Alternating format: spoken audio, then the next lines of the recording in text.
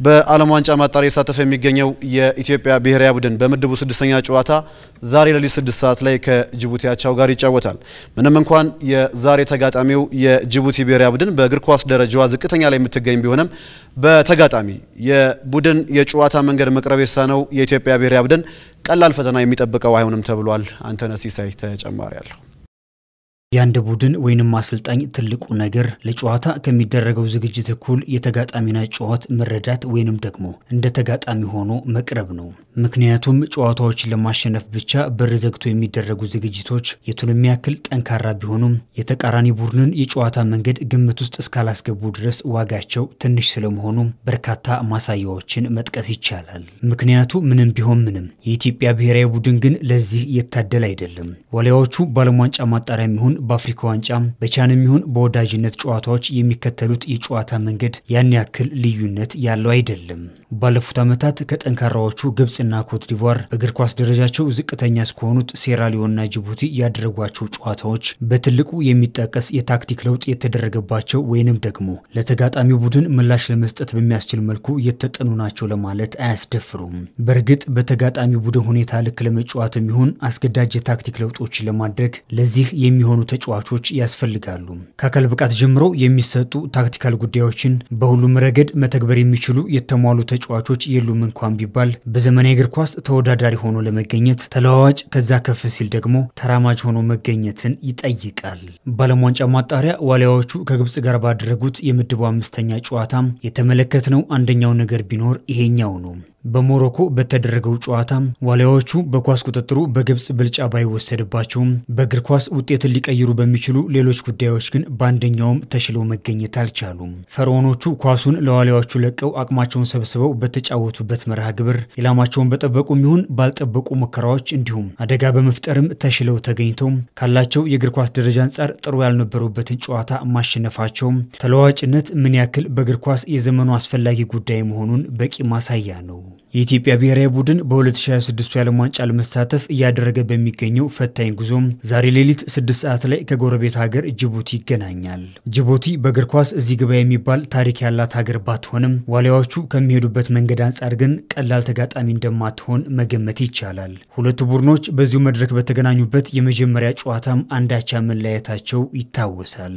በእርግጥ ዋሊያዎቹ በ2026 ትልቁ መድረክ የመሳተፍ እድላቸው ከመርፌ ቀዳዳ እጅግ የጠበበ ነው። ቢሆንም ግን የመጀመሪያ 3 ነጥባቸውን ለማሳካት በዚያው በሞሮኮ ቢን መሐመድ ኤል አብዲ ስቴዲየም በሚያደርጉ ጨዋታ ቢያንስ በስነ ልቦና ተሽለው መገኘት የግድ ይላቸዋል። ጅቡቲ እንደ ኢትዮጵያ ሁሉ እስካሁን አንድም ጨዋታ ለማሸነፏም የምሽቱን መርሃ ግብር ለዋሊያዎቹ ከባድ ያደርግባቸዋል።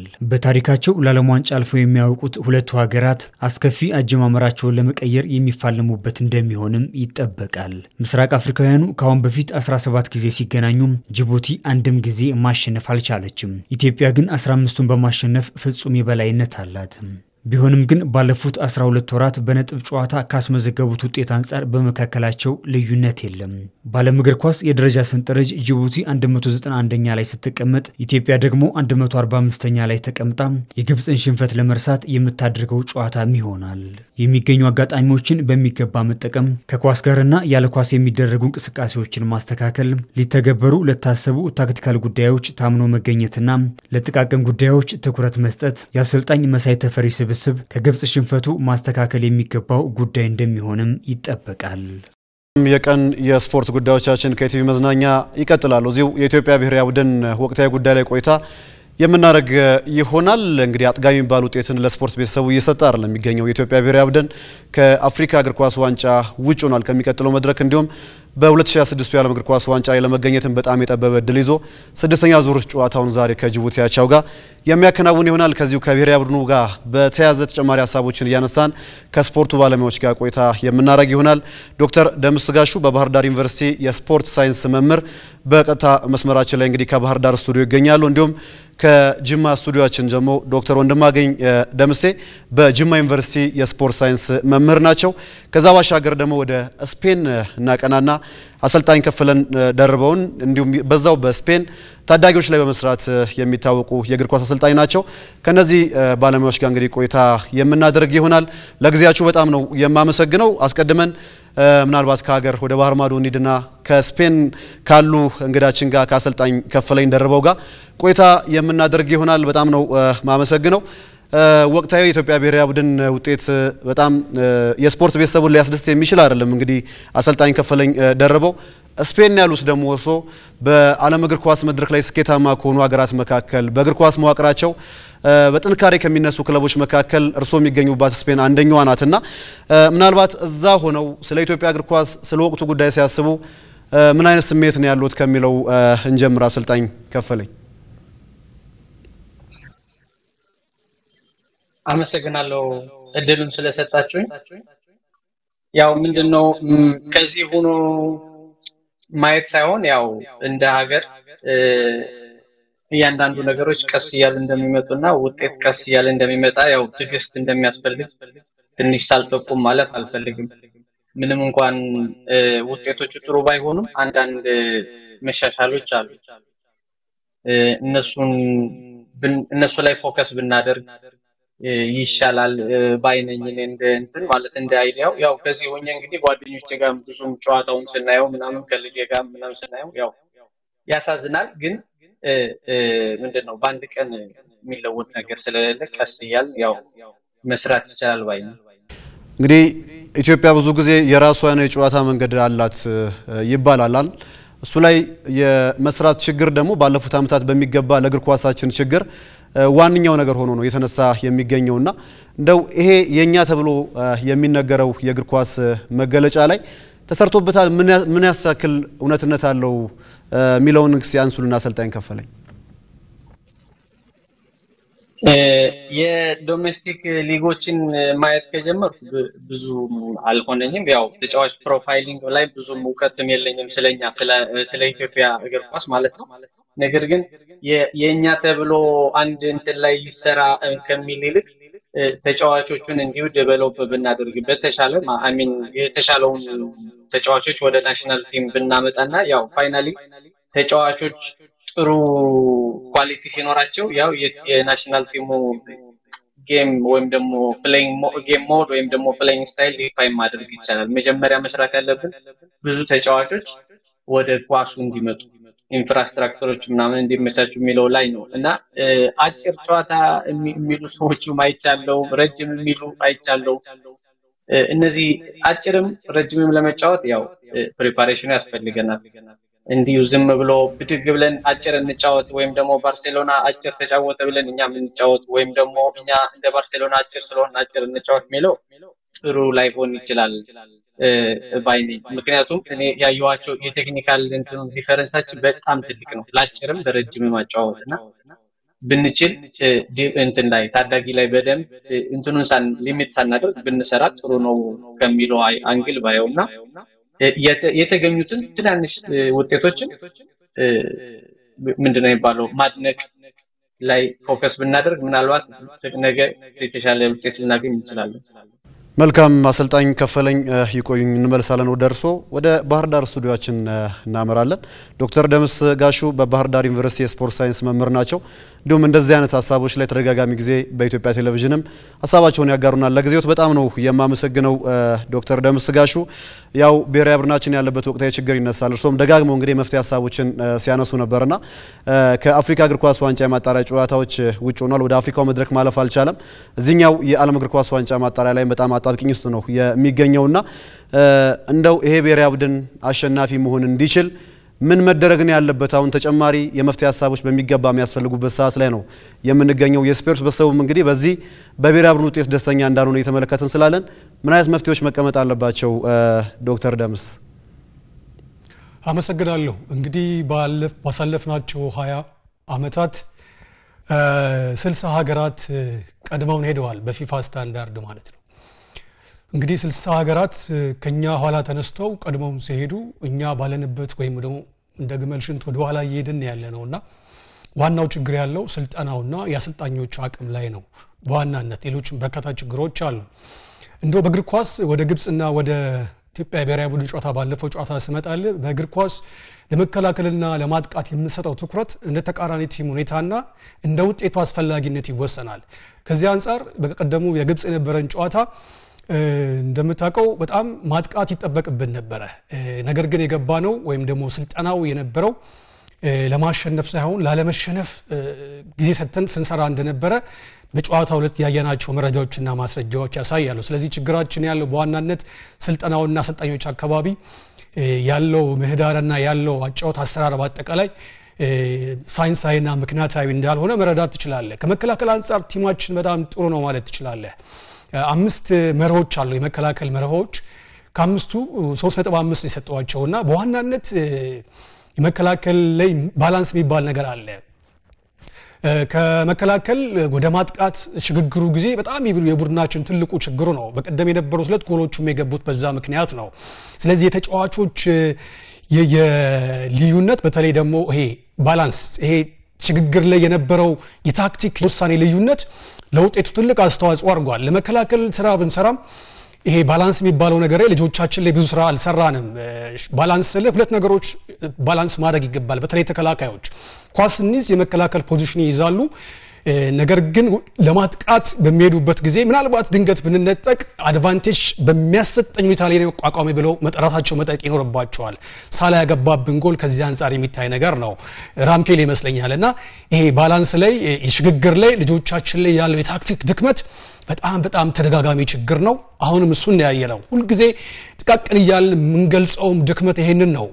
ጥቃቅን የሚባል አይደለም። በጣም ወሳኝ የሆነ ከፍተኛ ውሳኔን የሚጠይቅ የአቅም የሚጠይቅ ነገር ነውና መከላከል ላይም የነበረን ነገር ሙሉ አለመሆኑ ለመሸነፍ ትልቁ ሚና ወስዷል። ማጥቃት ላይ በጭራሽ ስራ እየሰራን አይደለም። 5 መርሆች አሉ የማጥቃት መርሆች ሁሉም ጅምር ናቸው። ትሬኒንግ ላይ ስልጠና ላይ አድመተን እንዳልሰራን ማጥቃት ላይ በትክክል የሚያሳይ ነገር ነውና አሰልጣኞቻችን እንደ ውጤቱ አስፈላጊነት እንደ ተቃራኒ ቲም ሁኔታ ለመከላከልና ለማጥቃት የሚሰጡት ትኩረት ሚዛናዊ ሆኖ አትመለከተውም። ባለፈው በገብረ ጊዜ የነበረው ይሄ ነው። አሁን መሳይ ላይ የምታየው ችግር ይሄ ነውና የአሰልጣኞች ለመከላከልና ለማጥቃት የሚሰጡት ትኩረት አጫውት በአጠቃላይ እንደ የቲም ሁኔታ እንደ ውጤቱ አስፈላጊነት ካልኩሌትድ የሆነ ነገር አትመለከትም። ይሄ በጣም ዋጋ አስከፍሎናል። በቀጣይ ወደ መፍትሄ መሄድ ካለብን በተለይ ባጭርና በረጅም ጊዜ አድርጌ በወስድልህ በተለይ ባጭር ጊዜ ከጅቡቲ ጋር በሚኖረን ጨዋታ የሽግግር ጊዜ ላይ ትልቅ ስራ መስራት መቻል አለባቸው። ቁጭ ብለው መዋየት መቻል አለባቸው። ከመከላከል ወደ ማጥቃት ሲሄዱ ያለችው ፍራክሽን ኦፍ ሰከንድ ትልቁን ዋጋ ያስከፈለችን ነውና በቀደም አይተው ተቆመጠው ኳስ እንይዝ በነበረው ክፍተት መጠቀም እንደማንችል ኳስ ወደ ኋላ ስንመልሰው እንታያለንና ይሄ ታክቲክ ላይ ውሳኔ ላይ ሽግግር ላይ ልጆቻችን ላይ ብዙ ስራ አልሰራንም። እነሱን አንወቅስም። ልጆቹ ራሳቸውን ያሰደጉ ናቸው።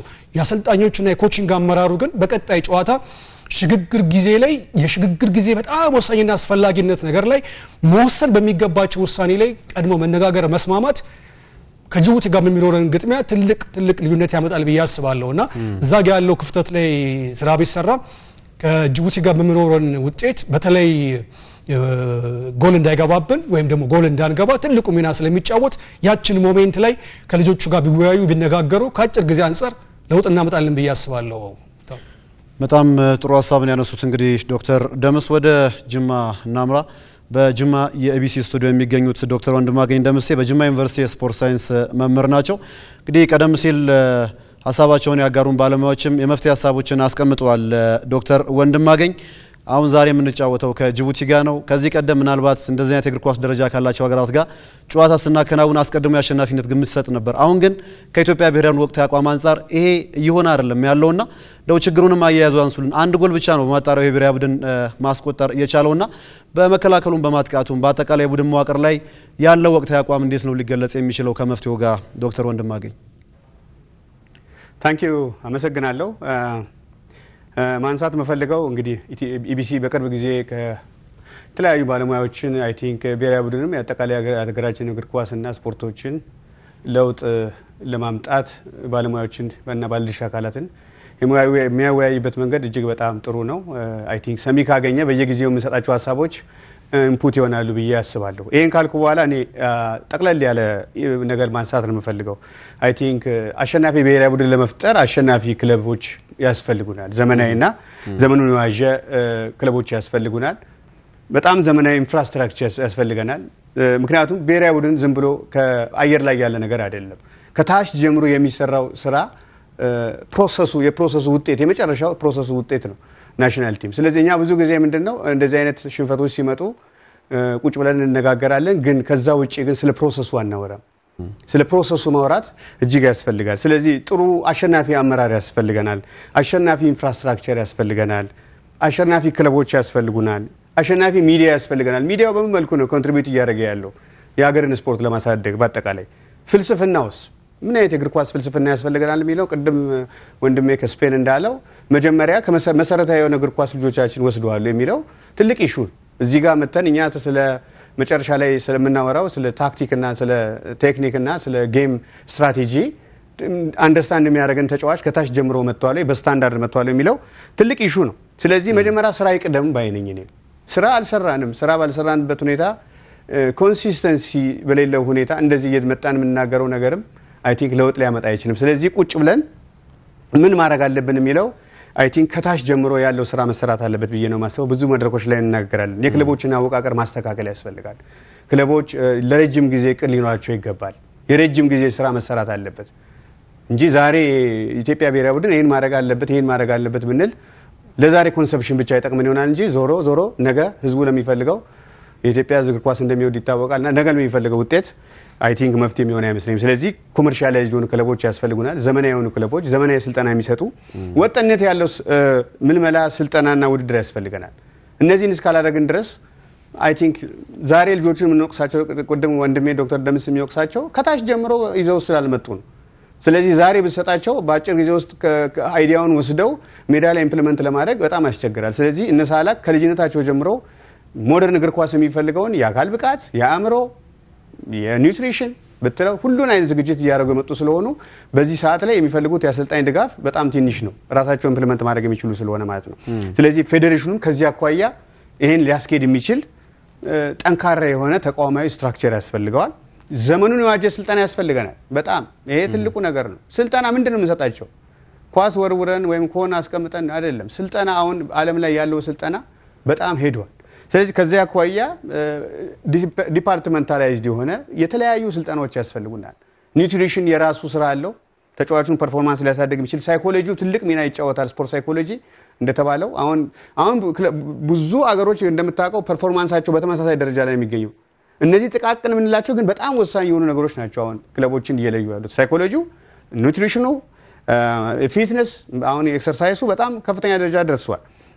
አሁን ቪዲዮ አናሊሲስ ብትመለከት ትልቅ ቪዲዮ አናሊሲስ ነው እየተሰጠ ያለው አሁን እግር ኳሱ። ስለዚህ ተጫዋቾችስ ያን አንደርስታንድ ማድረግ ይችላሉ ወይ?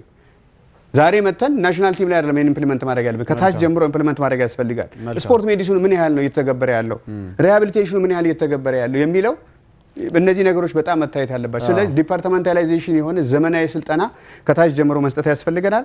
ብሔራዊ ቡድን ላይ ብቻ ትኩረት አድርጎ አይ ቲንክ ብሔራዊ ቡድን መምራት የሚችል ዲፓርትመንት ያስፈልገናል። ያ ምንድነው በጣም የተሻሉ ሀሳቦች ናቸው እየቀረቡ ያሉትና የሚመለከተውና እግር ኳሱ የሚመራው አካል እነዚህን ሀሳቦች እንግዲህ ይጠቀምበታል ብለን እናስባለን። ወደ ስፔን እናቅና።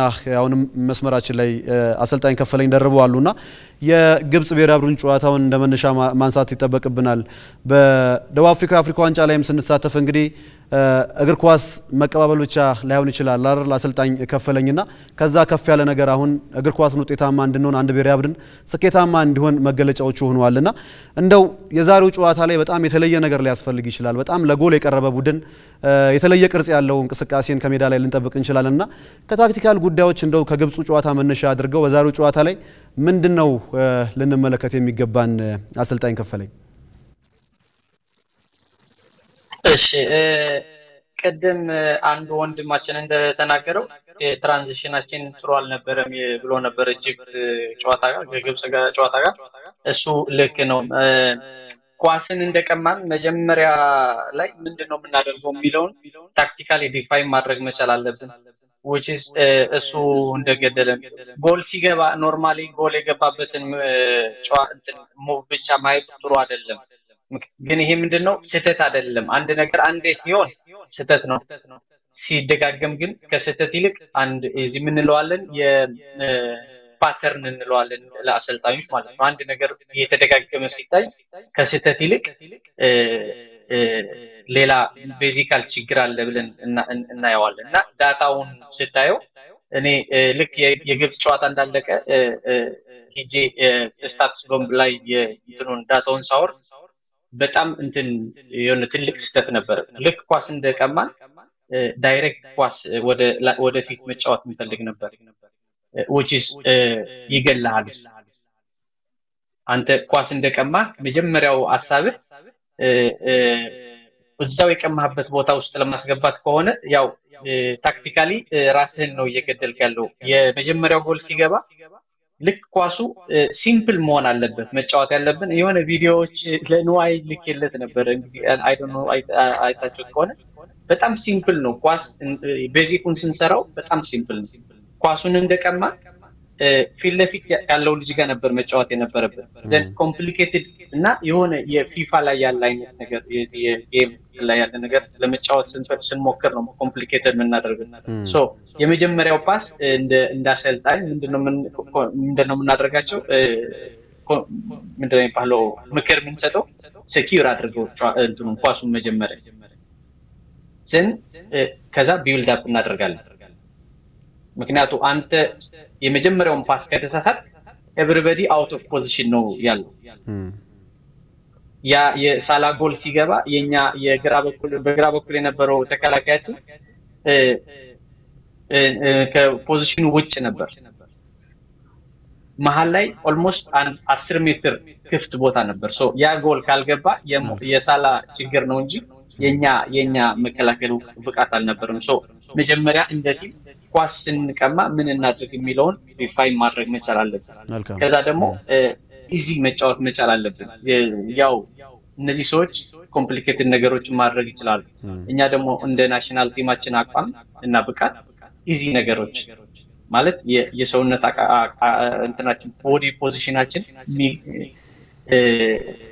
የሚፈቅድልን ቦዲ እንትን ውሳኔዎችን ዲሲዥን ሜኪንጋችን ማስተካከል መቻል አለብን።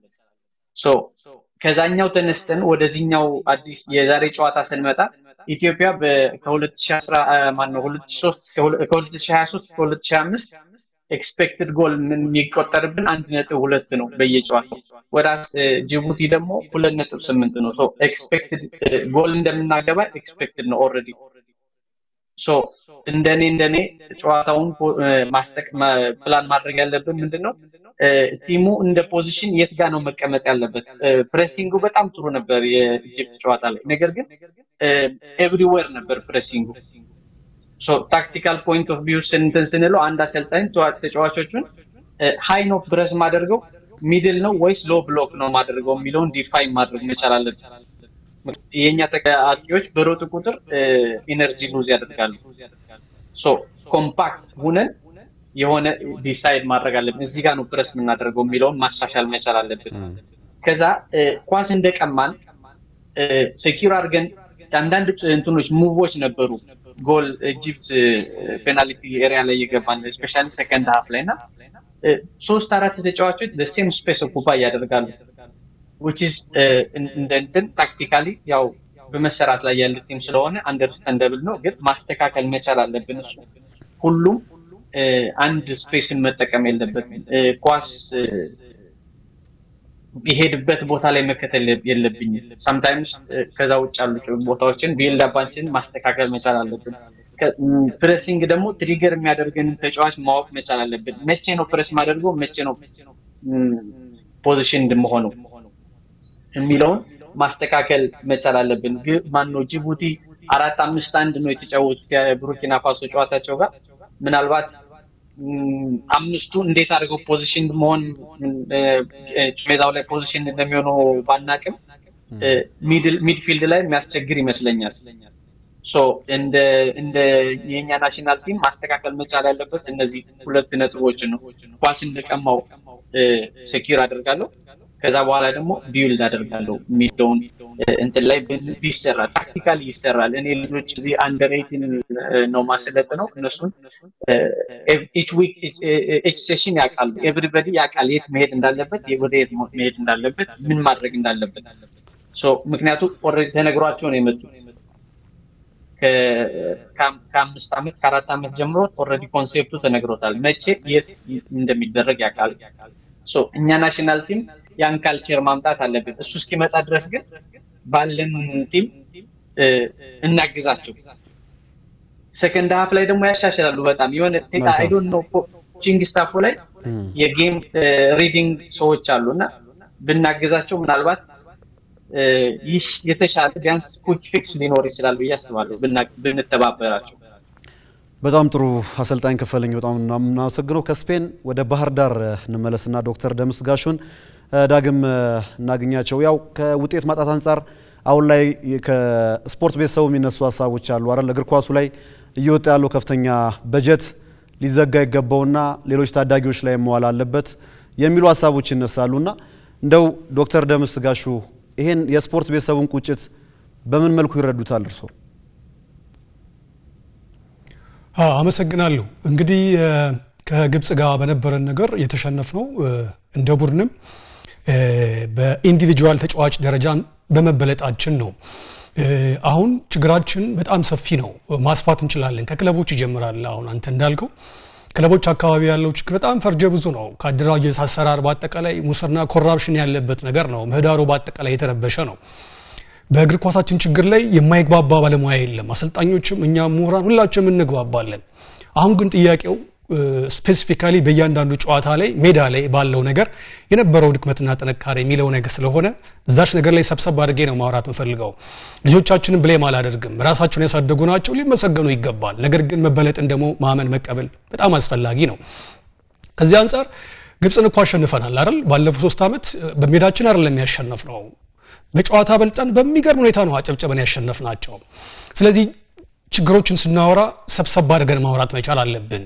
ከዚህ አንፃር ነው የበቀደሙ ጨዋታም አሰልጣኞቹና ልጆቹ አካባቢ የሚኖረው መግባባት የሚኖረው አንድነት በስልጣና ላይ የነበረው ትኩረት እንደየተቃራኒ ቲም ሁኔታና እንደውጤቱ አስፈላጊነት መሆን መቻል አለበት ያ እየሆነ ስላልሆነ ችግሩ ያለው አሰልጣኞችና ስልጣናው ላይ የሚለው ነገር ላይ ያሰመርኩበት በምንም ማለት ሁኔታ ቢሆን ልጆቻችን ችግር የለባቸውም ልጆቻችን አቅም ባይኖራቸው ታለንት ባይኖራቸው ኮት ዲቫራና ያሸንፈው ግብጽና ያሸንፈው ይሄ የሆነው ከ10 ዓመት በፊት አይደለም ከ3 ዓመት በፊት ነው ልጆቻችን ጋር ችግር የለም የታለንት ችግር የለም ያሰራር ያካሄድ ችግር ያሰልጣኞች ችግር ለሐሳብ ቅድሚያ ለመስጠት አለመነጋገር አለመወያየት ቅድሚያ ሊሰጠው የሚችል ችግር ነው አሁን በቀደም የተሸነፈው በሐሳብ ነው በነበረው ባጫውት ላይ ለማጥቃት ስራ ስላልሰራን ነው ትኩረት ሰጥተን እንዴት እንደምናጠቃ ደጋግመን ስላልሰራን ነው መከላከል ላይ ስለምንሰራ ልጆቻችን በጣም የተሻሉ ናቸው መከላከል ላይ ሲደራጁ ፕሬስ ሲያደርጉ ባላንስ ሲጠብቁ ሽፋን ሲሰጡ በጣም ጥሩ ናቸው ባላንስ እና ኮንትሮል ላይ ግን በጣም ድክመት ነበረባቸው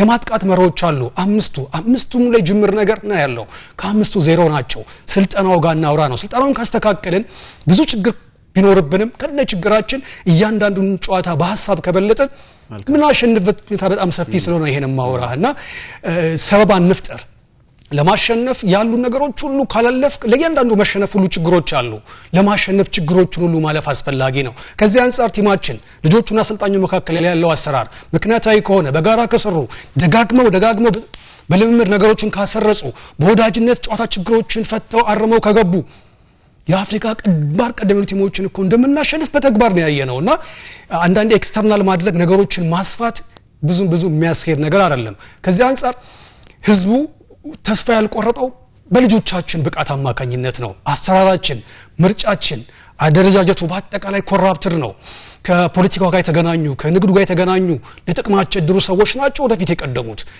ይሄ ነገር እንዲለወጥ ጥናት ሰርቶ መጥቷል ጥናቱ መሬት እንዲወርድ አንድም ኢኒሺዬቲቭ አትመለከትም ባለፈው ተግባብተው ክለቦች ነገሮችን ሊያስተካክሉ ተግባብተው ነገር ግን ፈርሞ ከወጡ በኋላ የተሰራው ስራ ምናያው ነው እጅግ ፍለፊት የሆነ ኮራፕሽን የተመለከተ ነው ትልቅ የሚባል የመንግስት ተቋም የሰራውን ነገር ተመለከታለህና እንዲህ አይነት ሰዎች ናቸው ግኳሳችን ለከፊት ቀድመው ለጥቅማቸው ህዝብና ሀገርን ረስተው ስለሚሰሩ ነው የተሸነፈን ያለ ነው እንጂ በልጆቻችን ታለንት አይደለም አሰልጣኞች አካባቢ ሐሳብ ያለው ብቃት ያለው አሰልጣኝ እንዲመጣ ቅጥር ላይ ያለው መዋየት ክርክር ኮቺንግ ስታፍ ጋር ያለው የስራ ድርሻ በጣም ችግር ያለበት ነው መስራት የሚገባውን ስራ ብንሰራ ዓለም ላይ ያለው ሳይንስ እጃችን ላይ ነው ያለው ልጆቻችን ይዘን ሜዳ ካለው ስልጣና በላይ ክላስ ውስጥ ገብተን በኢንዲቪጁዋል ደረጃ በማይነር ግሩፕ ደረጃ በሙሉ ቲም ደረጃ ተዋይተን ተግባብተን ያንን በትሬኒንግና በወዳጅነት ልምምድ ገለን አስርጸን ብንገባ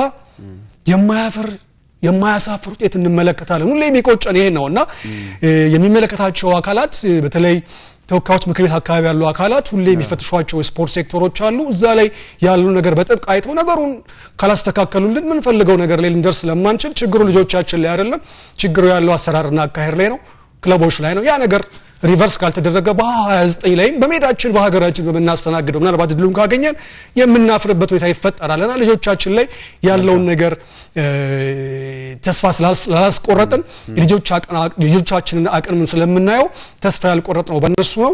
ወደፊትም ተስፋ የሚያስቆርጥ ነገር አለ ብዬ አላስብም። ነገሮች ሪቨርስ መደረግ ይቻላል። ቁርጠኝነቱ ግን እስካሁን እየተመለከትን አይደለምና ወደዛ መሄድ አለብን የሚል ነገር ነው ያለኝ። እናመሰግናለን በጣም ዶክተር ደምስ ጋሹ። ወደ ጅማ ስቱዲዮአችን እንምጣ። እንግዲህ አሁን መስመራችን ላይ ዶክተር ወንድማገኝ ደምሴ ይገኛሉ። ከተመሳሳይ ሀሳቦች ጋር በተያያዘ የመጨረሻ ሀሳቡትን ልስማ። አንደኛውም የአካል ብቃት ችግራችን በሚገባ ከሌሎች ሀገራት ጋር ትልቅ ክፍተት እንዳለበት ይስተዋላልና እንደ መፍትሄ የመጨረሻ ሀሳቡትን ዶክተር ወንድማገኝ እንስማ። ታንክ ዩ ትንሽ እኔ ያሰፋሁት መሰለኝ። አይ ቲንክ ፓርቲኩላርሊ በዚህ ቲም እና በዚህ ጨዋታ ላይ የምናወራ ከሆነ አይ ቲንክ ዛሬ መደረግ አለበት ብዬ የማስበው በስለንቦና በኩል ነው። አይ ቲንክ ብዙ ጥናቶችም እዛ ላይ ነው የሰራሁት። ስለንቦና ያስፈልጋል። አሁን በስለንቦና ስራ ልጆቹ ላይ መስራት ያስፈልጋል። ያለውን እግር ኳስ እንግዲህ ከሶስቱ አያልፍም። መሸነፍና አቻ መውጣት ነው የሚኖረው። ስለዚህ ዛሬ ምን መስራት እንችላለን የሚለውን ትልቅ ስራ መስራት አለባቸው። የትላንትን ረስተው ቅድም እንደተባለው በተለይ ታክቲካል እና ስትራቴጂ የጌም ስትራቴጂ ላይ ያሉትን ችግሮች ቁጭ ብለው ተነጋግረው አይ ቲንክ መፍትሄ ይዘው ይመጣሉ። ስለዚህ በአእምሮ ጠንካራ ብሔራዊ ቡድን መስራት ከተቻለ አእምሮ ላይ መስራት ከተቻለ አይ ቲንክ ለውጥ ማምጣት ይቻላል ብዬ አስባለሁ። ፊትነስ ለተባለው እንግዲህ እሱ ሳይንስ ነው። ቅድም ካልኩት ጋር የሚያያዝ ነው። ከታች ጀምሮ መስራት ከተቻለ እነ ጃፓን እና ኮሪያን ማንሳት ይቻላል። ጃፓን ሰሞኑን ለዓለም ዋንጫ አልፋለች መሰለኝ፣ እርግጠኛ አይደለሁም። በቀደም እያየው ነበር የነሱን ጨዋታ። ስለዚህ እነሱን ካየን እኛ ብዙ መስራት እንችላለን ብዬ ነው የማስበው። እኔ ከታች ጀምሮ ፊትነሱንም በትክክል ሳይንሱን ሰርተናል ብዬ ስለማላስብ ነው። ስለዚህ ኮቺንጉም አካባቢ ያለው ነገር ዘመኑ የሚፈልገውን ዘመኑ የዋጀውን ኮቺንግ ሰጥተናል ብዬም ስለማላስብ ነው ይሄን ብዙ ጊዜ ናሽናል ቲም ሲነሳ ወደ ኋላ ሄጄ ለማንሳት ሞከረው። ስለዚህ ከዚህ አኳያ መሰጠት ያለበት ብዬ የማስበው አሁን በስነልቦናው ጠንካራ ስራ አሁን በተጫዋቾች ባሉ ተጫዋቾች እጃችን ላይ ባሉ ተጫዋቾች ኳሊቲ አይ ቲንክ ጌም ስትራቴጂ ቀርጸን አሸናፊ ናሽናል ቲም መስራት የሚችልበትን መንገድ እንፈልገው። የወደፊቱ ደግሞ እንደተባለው በረጅም ጊዜ ብዙ መሰራት አለበት። አልሰራን እኔ ብዙ ጊዜ መድረክ ላይ ማነሳው አልሰራንም ነው። ሰርተን ነው እንደ ሌላ የእግር ኳስ ፍልስፍና ውስጥ የምንገባው እና እኔ እግር ኳሱን ሳይንሱን ሰርተናል ብዬ ስለማላስብ ነው። በመጨረሻ ማንሳት የምፈልገው አይ ቲንክ ይሄን የኢትዮጵያ እግር ኳስ በተመለከተ ስቴክ ሆልደርስ ተሰብስበው አንድ ነገር ላይ መድረስ መቻል አለብን። ምንድነው መደረግ ያለበት? ከስር ነቀል የሆነ ስራ መስራት ያስፈልገናል ብዬ አስባለሁ። በጥናትና ምርምር ላይ ተመርኩዘን ለኢትዮጵያ እግር ኳስ ሞዴል የሆነ ነገር በክለቦች አደረጃጀትን ብትለው በአመራርም ብትለው በክለቦችም አመራር ብትለው በተጫዋቾችም ዴቨሎፕመንት ብትለው ታለንት አይደንቲፊኬሽን ብትለው አንድ የሆነ ወጥ የሆነ ነገር ያስፈልገናል። ካለበለዚያ ሁሉ ጊዜ ውጤት የመጣ ቁጥር እንዲህ መድረክ ላይ እየመጣን ማውራታችን አይቀርም። ስለዚህ ያ ትልቅ ወደፊት በረጅም ጊዜ መሰራት አለበት ብዬ የማስበው እሱ ነው። ቁጭ ብለን ሳይንሱ ላይ እስቲ በደንብ እንስራና ከዛ በኋላ ፌል እናድርግ። እርግጠኛ ነኝ ፌል አናደርግም። ምክንያቱም እኛ ተጫዋቾች ጋር ቅድም ዶክተር ደምስ እንዳለው ብዙ ኳሊቲ አለ። ያን ኳሊቲ ወደ ሳይንስ ማምጣት ግን ይቀረናል። አሰራራችን በሙሉ ትራዲሽናል በዛ ውጤት ማምጣት ስለማንችል ነው ይሄን ቴክ አዌይ ቢወሰድ ብዬ ነው። አመሰግናለሁ። መልካም እኛም በጣም ነው የምናመሰግነው በወቅቱ የኢትዮጵያ እግር ኳስ ብሔራዊ ቡድን ላይ እንዲሁም በአጠቃላይ በእግር ኳስ ችግራችን ላይ ያሉ ክፍተቶችንና መፍትሄዎችን አወራን። ስለ ጊዜያችሁ እናመሰግናለን። ዶክተር ደምስ ጋሹ በባህር ዳር ዩኒቨርሲቲ የስፖርት ሳይንስ መምህርና ተመራማሪ እንዲሁም ዶክተር ወንድማገኝ ደምሴ በጅማ ዩኒቨርሲቲ የስፖርት ሳይንስ መምህርና ተመራማሪ ከባህር ዳርና ከጅማ ኢቢሲ ስቱዲዮ እንዲሁም ከስፔን ደግሞ አሰልጣኝ ከፈለኝ ደርበው የእግር ኳስ አሰልጣኝ ለጊዜያችሁ ላሳባችሁ በጣም ነው የምናመሰግነው። መልካም ጊዜ ይሁንላችሁ። በቀጣይም እንግዲህ በኢቲቪ መዝናኛና በተያያዥ አማራጮች ስለ ኢትዮጵያ እግር ኳስ መፍትሄና ችግሮች በሰፊው እናነሳለን። የእናንተንም ሀሳብ ከዚሁ ጋር በተያያዘ የምንፈልገው ይሆናል። የተለመደ ትብብራችሁን እንጠይቃለን። በጣም ነው የምናመሰግነው። ለዛሬው ወደ ቀጣዩ ዜናችን እናልፋለን።